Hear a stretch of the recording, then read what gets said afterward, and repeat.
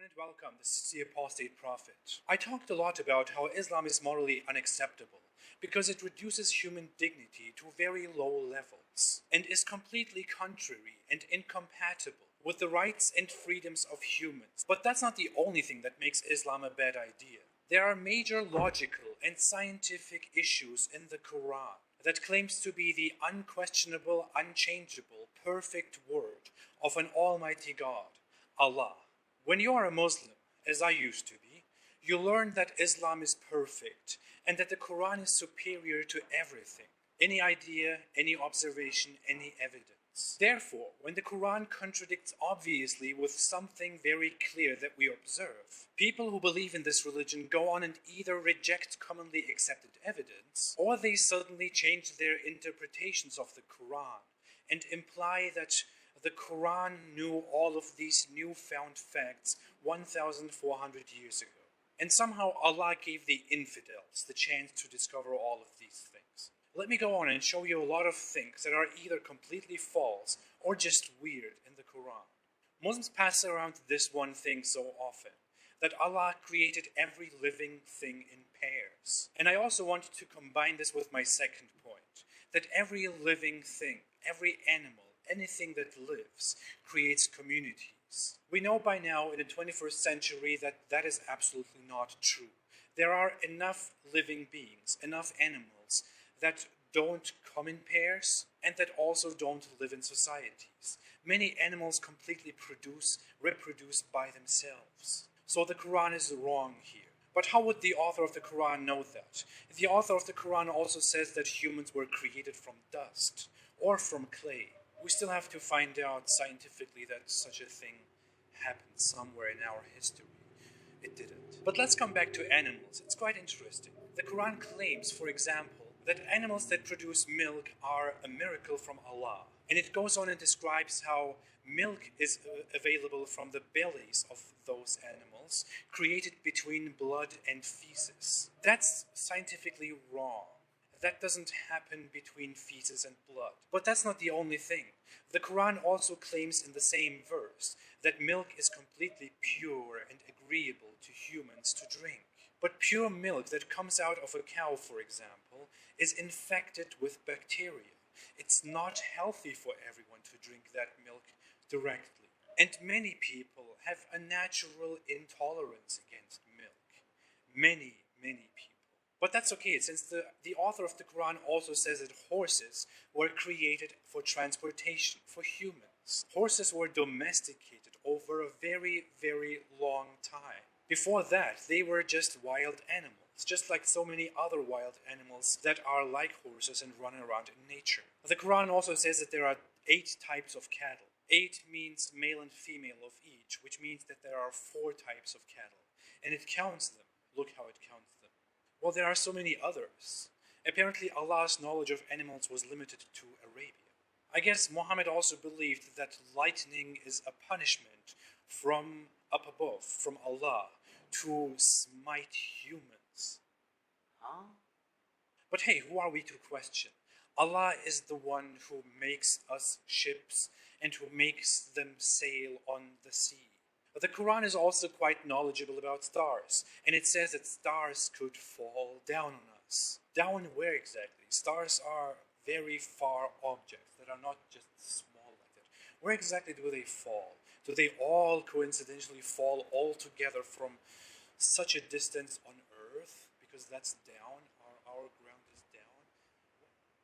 Yes, the Quran wasn't really able to tell much about the stars. The Quran also calls stars little objects, little adornment.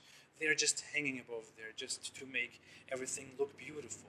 The stars are also described as being in the lowest, the nearest heaven, right above us. They are right here. This is apparently what the author of the Quran thought stars look like. And yeah, stars are also missiles thrown at devils. The moon also split in 2, and can split in 2 in future, which is quite weird. Just imagine the earth splitting in 2 from the middle. But the author of the Quran was also quite ignorant about the moon. because it says multiple times that the moon is a light. The moon is not a light. The moon just reflects light coming from the sun. We learned about this not only by looking at the sky, we can also confirm this by going out in outer space and seeing these objects directly, which Allah apparently thought was never possible. Well, people who didn't believe in Allah made this possible. Allah wasn't able to participate in space travel, which is why he thought that the sun and the moon are in an orbit, following each other and can never reach each other. The sun is moving above the earth. Did you know that the sun has a resting place where it goes and stops? The sun really needs that. And the sun has also a rising place, and a place where it eventually goes into a muddy spring.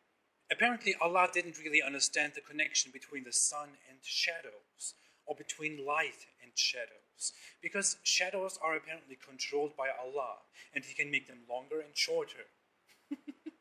And the sun and the moon will one day join together.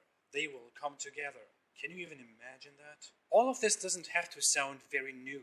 The Quran also seems to adopt very old mythological beliefs about 7 heavens and 7 earths.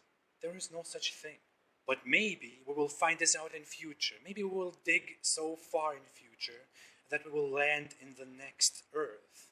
And then we will say 1,800 years ago the Quran predicted this. By the way, did you know that the sky is actually a ceiling above us, like a dome? It's quite a miracle. It has no cracks at all. And Allah even points out that it's a miracle that the sky is held up by Him without any pillars. Newsflash, Allah, the sky is not an object. It's just what we see from here. But according to the Quran, the sky could also fall down on us. It can fall down. What exactly is falling down?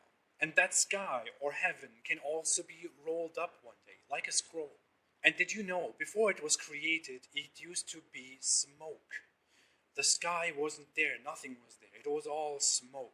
And what's more interesting is that Allah created all of that after He created Earth. So our planet was here, but everything around it, which the Earth depends on, was not here. Not even stars were here. Imagine, stars. The sun is also a star. It wasn't there. But that's okay. Allah also sends rain down from the sky. And He also sends hail down from the sky. He sends all of that down. It doesn't just happen in a natural process that we can all clearly observe. No, it's all sent down by Allah. As you can see, Allah is very merciful. He's so merciful that He also put mountains on our planet. He placed them on our planet, like this. And they prevent earthquakes. They prevent the shaking of the earth. We still experience earthquakes, but those are also punishment from Allah for the evildoers. Mountains are a result of the ground that we stand on. They weren't placed here. But Allah didn't know that. Just the way He also didn't know that there are indeed places in this world where the sun doesn't set or doesn't rise for a very long time. So it's quite harsh for a fasting person or a praying person to stick by the time instructions of the Quran. Imagine you're waiting somewhere, the sun hasn't set in the last 4 months, and you are waiting for the sun to set so you can start eating again, because you have been fasting since it appeared. You are dead by now. It doesn't work that way. By the way, did you know that ants speak to each other in full sentences? That's a miracle. You know what's also a miracle? The fact that we know where semen comes from in a human body. But the Quran, the Almighty Allah's word, says something completely different about it.